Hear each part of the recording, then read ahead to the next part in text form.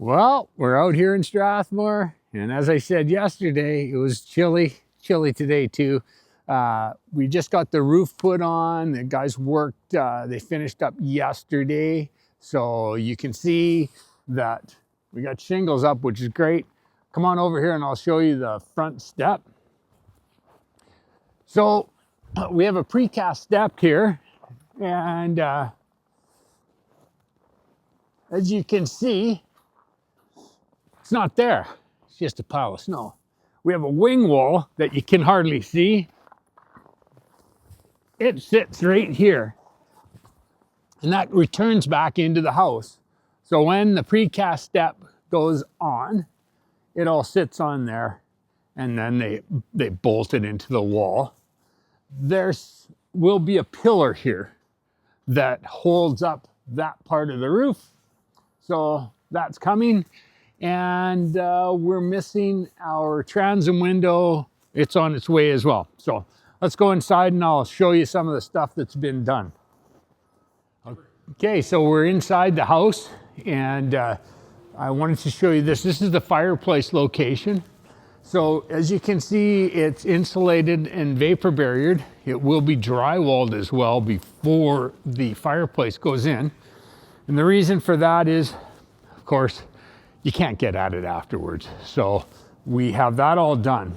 Now the second thing is, most people now have their TVs above their fireplace. So if you have a mantle, then your TV, what we do is we always put 2x10 backing in there, and we'll split the difference where our power and our cable comes in. And so we'll have two pieces there so that it's real easy for backing, and it's nice and solid, because those TVs aren't really heavy anymore, but it's just nice when you're installing your bracket to be able to find it. So we will have that. So the electrical and the cable will determine where it's going to be. One below, one above, and that's good. You can screw anything in there and it'll be just fine. So now I'll take you over here and I'll show you the other wall that we have insulated. So this wall is our washer and dryer. So because it's an outside wall, again, we can't have our water right in the outside wall because that will freeze. So what we do is we insulate vapor barrier here. Then this 2x4 wall that we have sitting here will sit in front of that wall, and that's where all our services will be. So then our washer and dryer fit in front of that, and that's just important for freezing. I'll show you later when we get to the point where we're doing our plumbing in here, where our shower stall is. We have a rain head, so we have to have a drop in the ceiling so that, again, our water lines aren't up in the attic where they'd freeze. So we'll show you that later. Let's go downstairs. The framers are doing some framing down there. We'll show you some of that. All right, so I've talked a lot about designing everything and envisioning it, and occasionally something happens and you have to make an adjustment. So this was a 2x4 wall, and what we discovered is this telepost, where it landed, we were either going to have the wall out of plumb to hide it, or we were going to have a piece of the beam sticking in the bedroom.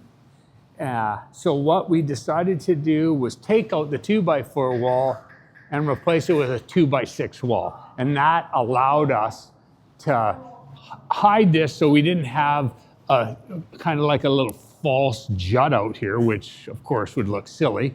I wanted this wall to be all flush. And so a little change, it fixed our issue. These are things that you run into and you just have to resolve. This here is because we've got a shower stall going in here. So we leave that open, and they bring the shower stall through the back doors, through this opening, through this soon-to-be bedroom, through this opening, and into the bathroom, which ends up back there.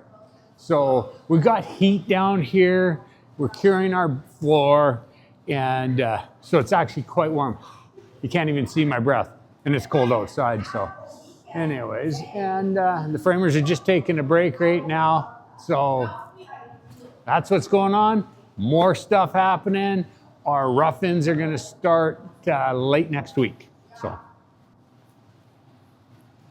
all right, so in this corner, we're going to have a wet bar, a fridge, and this whole area is all basically open space as an entertainment area. It's quite nice. Mason did get a shot of the beam with our structural screws that we use to hold everything together. And now we come down this way, and this is our hallway from the upstairs. So this room's basically isolated from the upstairs, which is kind of nice, so that if you're entertaining, let's say you had kids down here entertaining and you're upstairs entertaining, it's two separate areas. So this hallway comes into our mechanical room. This runs all the way down. Then we have our bathroom in the back with the shower stall right where that heater's sitting, and then two bedrooms on the other side. So it's a nice spot. It's got lots of room, lots of storage, and everything is kind of tucked over here. So our air conditioning unit will be on this side. Our gas comes in on this side. Our power comes in on this side. So everything's on one side. This is a 4-party trench system that they have out here. So it's different than how we used to have it. We always had gas on one side and the electrical on the other side. Now it's all in the same trench. It's a good idea. We're in the kitchen right now, and I'm going to show you a couple of things. This place is a disaster right now. We still have some framing to do. It's back framing. We have to finish our tray ceiling, and we have to get our backing in for all of our drywall.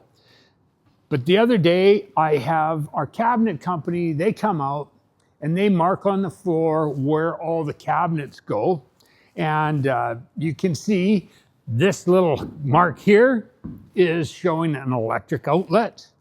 And there's a void behind these cabinets. And then we have a bar that sits over top of it, a flush bar. And so we mark out what all the cabinets are, so that when we do all our rough-ins, the plumbers and the electricians and the heating guys know where to put stuff. So we mark the range. Here's the center of the range. So we'll have our wires coming up in here. If it's gas range, we would have our gas line coming up there. Over here, you can see there's this orange box, and that is actually a hot air. And so what we'll do is we'll have a toe kick vent there, and that just allows the heat coming into this area. So we've got that marked all around here, where our cold air returns are, where our hot airs are, where our fans are. So the framer actually has to make all of these cuts and put blocks across the 2x4 or the 2x6 if we have a 2x6 inside wall, so that we can have our cold air returns. So anyways, we'll do an update. It's not next week, the week after, on all of we'll be doing our rough-in, so our electrical, plumbing. Starts off with plumbing, then our heating, then electrical. And there's a reason for that. So I'll go into some of that in the next video. We're in the owner's suite walk-in closet.